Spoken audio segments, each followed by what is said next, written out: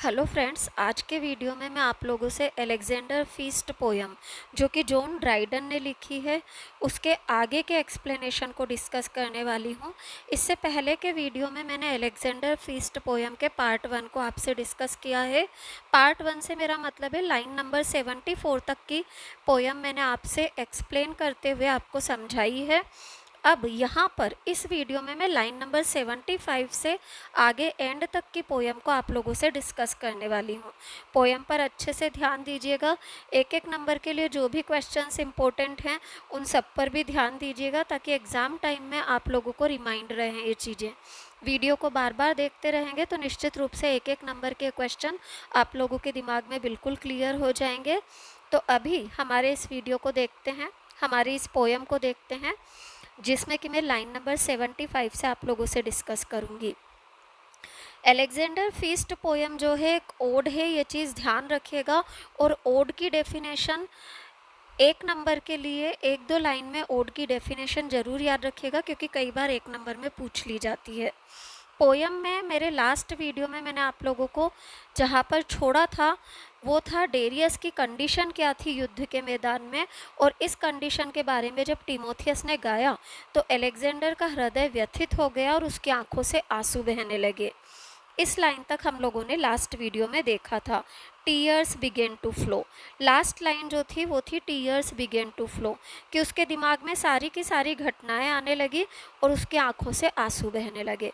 यहाँ तक हमने लास्ट वीडियो में डिस्कस कर लिया था।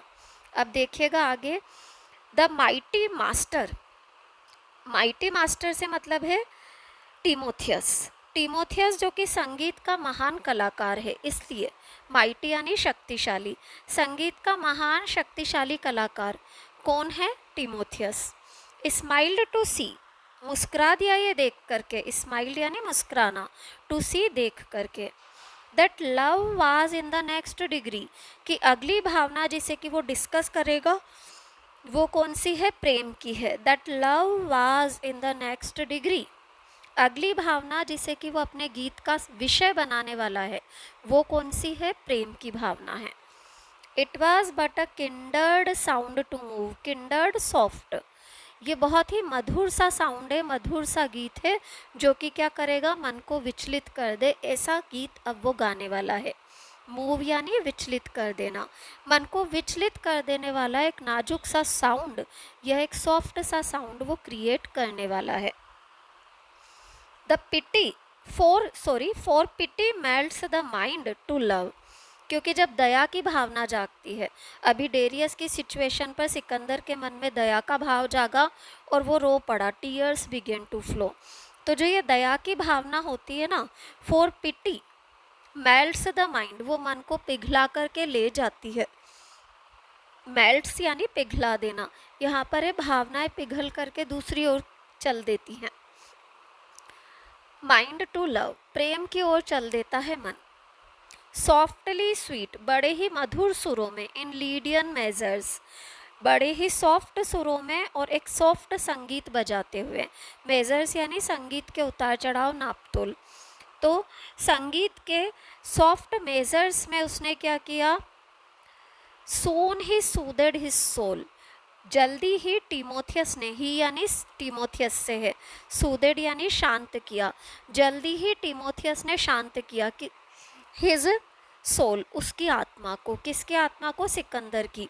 उसकी आत्मा व्यथित थी डेरियस के बारे में सोच करके, तो उसकी उस आत्मा या मन को उसने पहले तो शांत किया। टू प्लेजर, और उसका ध्यान आनंद की ओर खींचा। टू प्लेजर्स, आनंद की ओर खींचा। वॉर, युद्ध के बारे में ही संग, उसने गाया। वॉर ही संग इज टॉयल एंड ट्रबल, अपने गीत में उसने युद्ध के बारे में गाया और क्या बताया? इस टॉयल, युद्ध केवल मात्र परिश्रम है, ट्रबल परेशानी है। युद्ध का मतलब कुछ भी नहीं है, केवल फालतू का परिश्रम, फालतू की परेशानी है। Honour but an empty bubble, और सम्मान जो होता है ना, ये सम्मान की जो भावनाएं होती है सम्मान पाने की, बट एन एम्प्टी बबल, वो केवल मात्र खाली पानी का बुलबुला है, इससे ज़्यादा कुछ भी नहीं है ये सम्मान। नेवर एंडिंग, और जो ये युद्ध होता है या ये भावना होती है, नेवर एंडिंग, कभी ख़त्म नहीं होती, नेवर एंडिंग, स्टिल बिगनिंग, और हर समय शुरुआत है। वॉर ही संग इज टॉयल एंड ट्रबल, युद्ध क्या है, केवल मात्र परिश्रम है, परेशानी है। Honour but an empty bubble, और सम्मान क्या है, खाली पानी का बुलबुला। नेवर एंडिंग, जो कि कभी ख़त्म नहीं होता, स्टिल बिगनिंग, हर समय शुरुआत है। फाइटिंग स्टिल, हर समय का झगड़ा है, लड़ाई है, युद्ध है, फाइटिंग। स्टिल डिस्ट्रॉइंग, हर समय का विनाश है। युद्ध का क्या मतलब है, लड़ाई लड़ना और विनाश करना। If the world be worth thy winning, फिर सिकंदर से बोलता है अगर ये दुनिया तुम्हारे जीतने के लायक है, वर्थ लायक होना, if the world be worth thy winning, अगर ये दुनिया तुम्हारे जीतने के लायक है, think O think it worth enjoying, तो ओ सिकंदर थिंक, सोचो, इट वर्थ एंजॉइंग, ये दुनिया एंजॉय करने के लायक भी तो है। अगर तुम ये सोचते हो कि दुनिया को जीत लूँ, तो दुनिया जीतने के अलावा एंजॉय करने के लिए भी तो है, एंजॉय भी तो करो। लवली थाइज, प्यारी सी थाइज है, थाइज उनकी उसकी बिलवेड का नाम है। Lovely Thais sits beside thee, देखो प्यारी सी थाइज तुम्हारे बगल में बैठी है, बिसाइड बगल में, दी यानी you. Take the good the gods provide thee, वो अच्छी चीज़ें जो कि तुम्हें भगवान ने दे रखी है, प्रोवाइड यानी देना, भगवान ने जो अच्छी चीज़ें तुम्हें दे रखी है उनको संभाल लो। The many rend the skies, इस पर क्या हुआ, जितने भी दरबारी थे, मेनी यानी दरबारी, रैंड द स्काईज, उन्होंने आकाश को भेद दिया। रैंड द स्काईज, कैसे भेद दिया, विद लाउड एप्लाउज, तेज तेज तालियां बजा करके।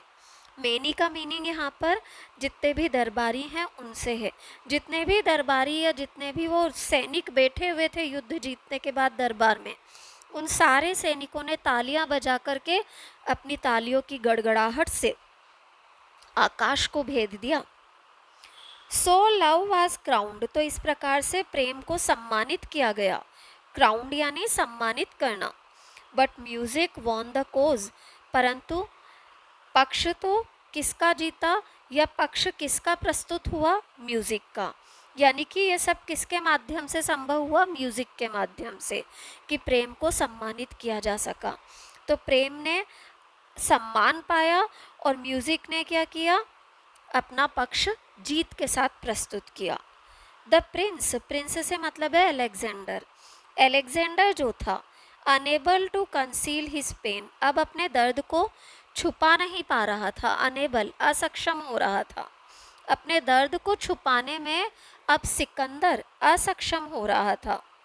गैजेड ऑन द फेयर, तो उसने क्या किया, खूबसूरत थाइज की ओर देखा। गैजेड ऑन द फेयर, गैजेड यानी गौर से देखना, फेयर यानी कि खूबसूरत, खूबसूरत थाइज की ओर उसने देखा। हु कॉज्ड हिज केयर, वो थाइज जो कि उसकी देखभाल किया करती थी, who caused his care. Gazed on the fair who caused his care and sighed and looked, फिर उसने क्या किया, आह भरी देखा, किसे, थाइस को देखा।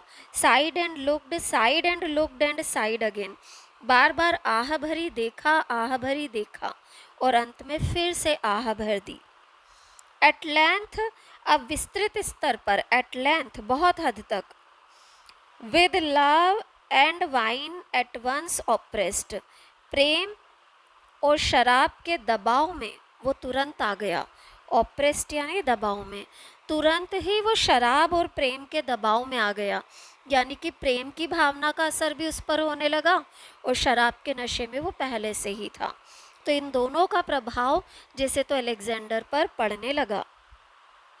The vanquished victor sunk upon her breast, तो वो धराशायी होता हुआ, बेहोश होता हुआ विजेता। वैंक्विश्ड चित्त हो जाना, बेहोश हो जाना। विक्टर विजेता, कौन है ये विजेता, अलेक्जेंडर। अलेक्जेंडर जो था वो क्या किया उसने, संक अपॉन हर ब्रेस्ट, लुढ़क गया वो उसके सीने पर, हर ब्रेस्ट, उसके सीने पर लुढ़क गया Sikandar. Now strike the golden lyre, अब क्या करो, सुनहरी वीणा को बजाओ। बजी से सुनहरी वीणा फिर से। Now strike the golden lyre again, फिर से वीणा बजी। सुनहरी क्यों, अच्छे अलग अलग साउंड्स को क्रिएट किया जा रहा है इसी लायर के माध्यम से। Now strike the golden lyre again, फिर से बजी वो सुनहरी वीणा। और अब की बार जो सुर था वो कैसा था, अ लाउडर यट, तेज सुर था। अ लाउडर यट अ लाउडर स्ट्रेन, एक बहुत ही तेज सुर था अब की बार। स्ट्रेन यानी गीत, बहुत तेज आवाज में एक गीत अब की बार गाया गया। और इस गीत की तीव्रता इतनी थी कि क्या हुआ, ब्रेक हिज बैंड्स, बैंड्स यानी साथी, साथियों का समूह। बैंड यानी होता है दल, समूह, ग्रुप। तो यहाँ पर वो जितने भी साथी दरबार में सिकंदर के बैठे हुए थे उनसे मीनिंग है ब्रेक हिज बैंड्स, उसके जितने भी साथी समूह बैठे हुए थे। ऑफ स्लीप एज अंडर, जो कि नींद के प्रभाव में जा रहे थे या नींद के आगोश में जाने लगे थे। युद्ध से थके हुए वो सिपाही या दरबारी जबकि नींद की आगोश में जा रहे थे या उनको नशे के कारण, शराब के कारण क्या हो रहा था, बेहोशी सी छा रही थी। तभी क्या हुआ, इतनी तेज सुर बजाया गया, break his bands of sleep asunder, कि नींद की आगोश में जाते उसके साथ ही नींद टूट गई, ब्रेक। एंड राउज हिम, और खुद सिकंदर भी जाग गया। राउज यानी जागना। Like a rattling peel of thunder, जैसे तो तीव्र कड़क हुई हो बिजली की, ऐसे इस संगीत ने उसे जगा दिया। राउज यानी जगा देना, रैटलिंग पील ऑफ थंडर बिजली की तीव्र कड़कड़ाहट। Hark hark, hark hark, stop stop, रोको रोको। द हॉरिड साउंड, इस भयानक साउंड को रोको। As he has raised up his head, क्योंकि इस साउंड से क्या हुआ है, उसने जो वो लुढ़क गया था ना थाइस के सीने पर, उसने अपना सिर ऊपर उठा लिया है। रेजेड अप हिज हेड, उसका सिर ऊपर उठा लिया है उसने। एज अवेक्ड फ्रॉम द डेड, जैसे तो मौत की नींद से जागा हो। एज अवेक्ड फ्रॉम द डेड, जैसे तो मौत की नींद से जागा हो, ऐसे उसने अपना सिर ऊपर उठा लिया है। एंड अमेज्ड, और आश्चर्यचकित है वो। अमेज्ड ही स्टेयर्स अराउंड, स्टेयर्स घूर घूर कर देखना, गौर से देखना। आश्चर्यचकित होकर के वो गौर से चारों ओर देख रहा है। अराउंड यानी चारों ओर, चारों ओर देख रहा है वो गौर से। रिवेंज रिवेंज टिमोथियस क्राइज, अब अपने गीत के दौरान ही टिमोथियस चिल्ला करके बोलता है, बदला लो बदला लो, Timotheus cries. See the furies arise, जो बदले की भावना की देवियां हैं ना उन्हें देखो। सी द फ्यूरीज अराइज, फ्यूरीज बदले की भावना की देवियों का नाम है, एक नंबर के लिए याद रखिएगा। फ्यूरीज जो हैं वो बदले की भावना की देवियां हैं। उन्हें उत्पन्न होते हुए टिमोथियस सिकंदर से कह रहा है कि देखो अब तो बदले की भावना की देवियां खुद चली आई हैं। See the snacks that they rear, उन सांपों को देखो जो ये देवियां पालती हैं। रियर यानी पालना। एक्चुअल में कुछ ऐसी इमेजिनेशन है ये फ्यूरीज की कि इनके बालों की जगह पर सांप रहते हैं और ये सांप फुफकारते रहते हैं, तो इसलिए बोल रहा है सी द फ्यूरीज अराइज, बदले की भावना की जो देवियां हैं ना उन्हें जागते हुए देखो। See the snacks that they rear, और उन सांपों को देखो जो कि वो पालती हैं। How they hiss in their hair, बालों के बीच में छुपे हुए ये सांप कैसे फुफकार रहे हैं। हिस यानी फुफकारना, बालों में छुपे हुए ये सांप कैसे फुफकार रहे हैं, देखो इनको। And sparkles that flash from their eyes, और उन चिंगारियों को देखो, sparkles, sparkles that flash from their eyes, और इन देवियों की आँखों में से जो चिंगारियाँ निकल रही है उन चिंगारियों को देखो। बिहोल्ड, और देखो, behold, see look. A ghastly band, भूतों के एक दल को देखो, ghastly band. Each a torch in his hand, एक एक के हाथ में एक टॉर्च थी। Each a torch in his hand, जो वो भूतों का दल या समूह है ना, उसको देखो सिकंदर। अब ये भूतों के दल से क्या मतलब है? भूतों के दल से जो पोइट कहना चाह रहा है कि वो जो यूनान के सैनिक हैं, उनके मृत शरीर में अभी तक सम्मानित अवस्था में नहीं पड़े हुए हैं, युद्ध के मैदान में ऐसे ही पड़े हुए हैं। तो उन भूतों का समूह, उन यूनानी सैनिकों के भूतों का समूह जो कि मर गए हैं, वो यहाँ पर जो आया है, बिहोल्ड, उसे देखो। अ घास्टली बैंड, देखो भूतों का एक पूरा का पूरा समूह है। Each a torch in his hand, हर एक के हाथ में एक मशाल है। Each a torch in his hand, torch यानी मशाल। हर एक प्रेत के हाथ में एक मशाल है, और वो किस ओर इशारा कर रहे हैं? पर्शिया के साम्राज्य की ओर।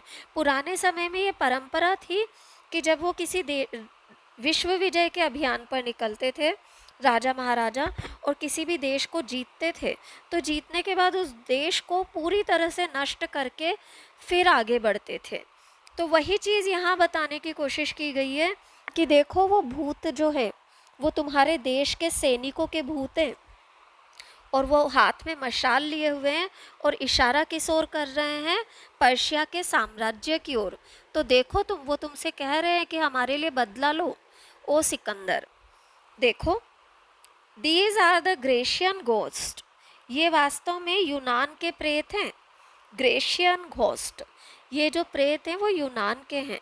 That in war were slain, that in battle were slain, जिन्हें कि काट डाला गया था युद्ध में। स्लेन यानी मार डालना, काट डालना, बैटल युद्ध। वो सैनिक हैं जो, उन सैनिकों के प्रेत हैं जो कि युद्ध के मैदान में मारे गए, काट दिए गए। वो क्या कर रहे हैं? एंड अनबरीड रिमेन, वो अभी तक दफनाए नहीं गए हैं। अनबरीड, दफनाए नहीं गए हैं, ऐसे ही पड़े रिमेन। इनग्लोरियस, अपमानजनक हालत में, inglorious. On the plain, plain का मीनिंग यहाँ पर युद्ध के मैदान से है। अपमानजनक हालत में वो सारे पड़े हुए हैं युद्ध के मैदान में अभी भी। Give the vengeance due, vengeance बदला, तो बदला पूरा करो। Due to the valiant crew, जो तुम्हारे ये बहादुर साथी थे ना, वेलियंट यानी बहादुर, क्रू यानी साथी, समूह, जो तुम्हारा ये बहादुर साथी या समूह था, इनके लिए जो बदला लेना है ना, उस बदले को पूरा करो सिकंदर। आगे देखिएगा, बिहोल्ड, देखो तुम, हाउ दे टोस, कैसे उछाल रहे हैं वो। टोस यानी उछालना। देयर टॉर्चेस, अपने हाथ की मशाल को वो उछाल रहे हैं। ऑन हाई, ऊपर आकाश की ओर, on high. How they point, और कैसे इशारा कर रहे हैं। पॉइंट यानी इशारा करना। To the Persian abode, Persia के हर साम्राज्य या क्षेत्र की ओर देखो वो कैसे इशारा कर रहे हैं। कौन इशारा कर रहा है? पर्शिया के क्षेत्रों की ओर यूनानी जो सैनिक हैं जो कि युद्ध में मारे गए हैं, उनके प्रेत, वो इशारा कर रहे हैं। आगे देखिएगा, Behold how they toss their torches on high, how they point to the Persian abode and glittering temples, और जो चमकते हुए मंदिर हैं पर्शिया के क्षेत्र की ओर, और जो चमचमाते हुए टेम्पल्स हैं, मंदिर हैं, ऑफ देयर हॉस्टाइल गोड्स, उनके भयानक देवताओं के, उनकी ओर देखो वो कैसे इशारा कर रहे हैं। कौन इशारा कर रहा है? ये प्रेत इशारा कर रहे हैं। क्यों इशारा कर रहे हैं इनकी ओर? कि अभी तक इन्हें नष्ट क्यों नहीं किया सिकंदर, हमारा बदला लो, सब नष्ट कर दो। एंड ग्लिटरिंग टेम्पल्स, वहाँ के चमकते हुए मंदिर पर्शिया के, ऑफ देयर हॉस्टाइल गोड्स, उनके भयानक देवता, कहने का तरीका है पर्शिया के लोगों के जो भयानक देवी देवता हैं, उनके मंदिरों को नष्ट क्यों नहीं किया गया, वो अभी भी चमचमाते हुए क्यों खड़े हैं। द प्रिंस, प्रिंस का मतलब है दरबार में जितने भी बैठे हुए हैं। अपलाउड, उन्होंने फिर तालियां बजा दी। विद अ फ्यूरियस जॉय, एक भयानक खुशी के साथ। फ्यूरियस भयानक, जॉय खुशी, एक भयानक सी खुशी के साथ राजा महाराजा जितने भी वहाँ बैठे थे ना, सबने तालियां बजा दी। And the king seized flambeau, और राजा ने क्या किया, राजा का क्या मतलब है, Alexander. And the king seized flambeau, और राजा ने एक मशाल पकड़ ली, flambeau, with a zeal to destroy, इस जोश के साथ कि अब तो सब नष्ट कर देगा। जील यानी जोश, डेस्ट्रॉय नष्ट कर देना। कौन है राजा, Sikandar, Alexander the great. Alexander ने क्या किया, अपने हाथ में एक मशाल पकड़ ली, जैसे तो आज सब नष्ट कर देगा। आगे देखिएगा, Thais led the way, Thais ने इस रास्ते का नेतृत्व किया। थाइज ने यानी कि प्रेरित किया था सिकंदर को। ये कहा जाता है थाइज स्वयं भी काफ़ी ज़्यादा हिंसक और साहसी महिला थी, और उसी ने सिकंदर को प्रेरित किया था कि वो जब यहाँ से निकले तो पर्शिया को नष्ट करके निकले। आग लगा दी गई थी सारे के सारे क्षेत्र में। Thais led the way, Thais ने इस पूरे रास्ते का नेतृत्व किया। To light him to his prey, और रोशनी करके उसे उसके शिकारों तक लेकर के गई। प्रे यानी शिकार, उसके शिकार तक लेकर के गई। Thais led the way, Thais ने रास्ते का नेतृत्व किया। To light him to his prey, और रोशनी करके उसे उसके शिकार तक लेकर के गई। And like another Helen fired another Troy, और एक और हेलन की तरह दूसरे ट्रॉय के विनाश का वो कारण बनी। Fired another Troy, like another Helen. Helen कौन है, ध्यान दीजिएगा, हेलन जो थी वो आप लोगों का अगर ध्यान हो, इलियड एंड ओडिसी जो बुक है रामायण से प्रेरित होकर के लिखी थी होमर ने। होमर एक ग्रीक विचारक थे, विद्वान थे, जो कि इंडिया आए थे, और इंडिया में जब उन्होंने रामायण और महाभारत को पढ़ा तो उससे प्रेरित होकर के उन्होंने इलियड एंड ओडिसी लिखी थी। तो जो ये इलियड एंड ओडिसी है, इसको इसके अंदर की जो कहानी है उसमें हेलेन को एक रानी बताया गया है, जो कि प्रियम नाम के राजकुमार के साथ चली जाती है अपने पति मैनिलस को छोड़ करके। तो ये हेलन का रेफरेंस वही यूनानी कहानी में से लिया गया है, इलियड में से, और बताया गया है कि जैसे हेलन प्रियम जो कि ट्रॉय का राजकुमार था उसके पूरे देश के नष्ट होने का कारण बनी, उसी प्रकार से थाइज यहाँ पर डेरियस के साम्राज्य के पूरी तरह से नष्ट होने का कारण बनी। इस प्रकार का कुछ कंपैरिजन पॉइंट हमें दे रहा है। Thais led the way, Thais ने रास्ते का नेतृत्व किया। To light him to his prey, और उसे लेकर के गई उसके शिकार तक। And like another Helen fired another Troy, और अन्य हेलन की तरह वो एक और हेलन साबित हुई। फायर्ड अनोदर ट्रॉय, और दूसरे ट्रॉय के विनाश का कारण बनी। थस इस प्रकार से लॉन्ग अगो लंबे समय पहले, ere heaving bellows learned to blow, जबकि हीविंग बिलोज यानी वाद्य यंत्र, हीविंग फूक मारना होता है, फूक मार करके जो भी यंत्र बजाए जाते हैं। लर्न टू ब्लो, उन्होंने बजना तक नहीं सीखा था उसके पहले। वाहिल ऑर्गन्स यट वर म्यूट, एक एक वाद्य यंत्र जब चुप था, यानी कि वाद्य यंत्रों का आविष्कार नहीं हुआ था।